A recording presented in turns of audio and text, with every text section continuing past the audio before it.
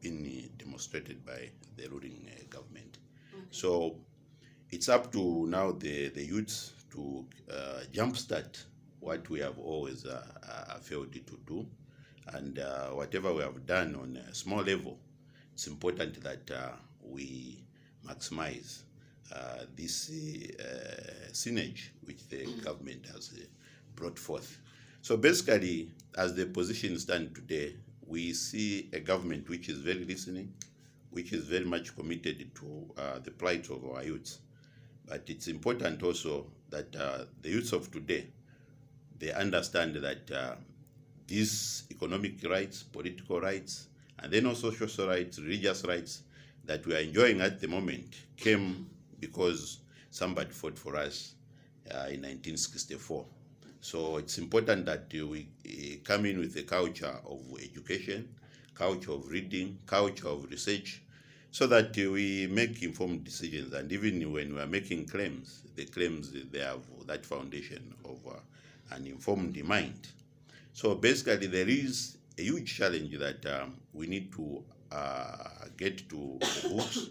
We need to get back to our research libraries, so that as we talk about what we are claiming, what we want, we do not adulterate them with the arrogance, with also insults, as it is pertaining on the ground. If you see, especially that me, I'm coming from partly from the social media world, where you find that the language is not speaking of the youth, which the Greek Athenians in 508 BC were advocating for. Those citizens who are supposed to be responsible. But we see others, they are barbaric in their approach. Others, they are tribal in their approach. So there is need to come up with responsible citizenship, starting from the youths themselves. Because if you look at the population of the youths out of the 18 million, it calls for concerted efforts and then also seriousness that we provide that so much needed energy and resources for our youths, especially they are constituting about 16 million out of the 18 million population. There are low levels of entrepreneurship among young people. This is coupled with access to appropriate finance. Yes. And in the end, the labor market does not have the capacity to absorb, all the youths, and so we begin to have issues of unemployment or underemployment, and on the other hand, the informal sector growing, on a yearly basis, or is it on a monthly basis? You were saying, okay, against this background, how do you see the youths being responsible enough with all these challenges? The only way which this current government has already spoken about, it's that one of diversification. If we take, for instance, the agriculture, we are talking about where the government is saying we have injected some good money, that is about $30 million. And out of that $30 million, $8 million is dedicated to youth empowerment.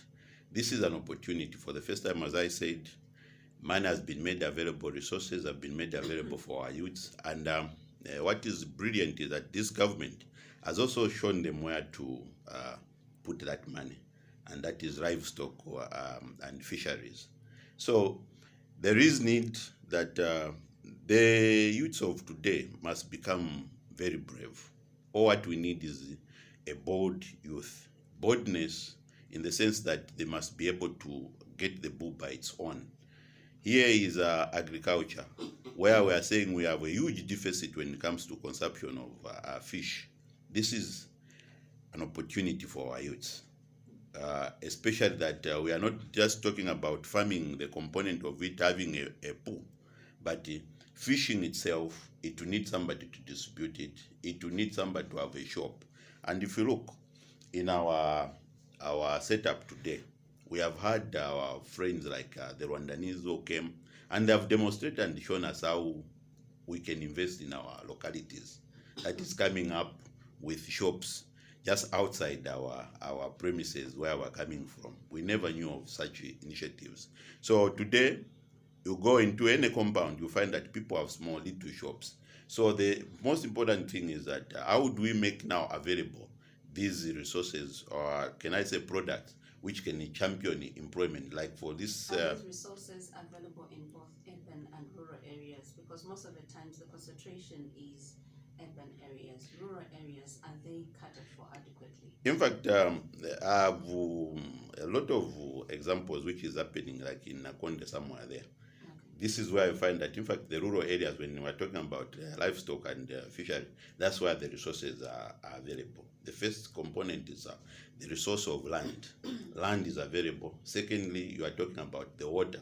The water bodies, they are in fact located in these far-flung places, areas. So it's just a matter of government, the way they have come up to deliberately make sure that part of this $8 million that they have allocated to this, they go into these far-flung areas, so that we do not give people in urban, but those in Western Province, Northwestern Province, Ruapula.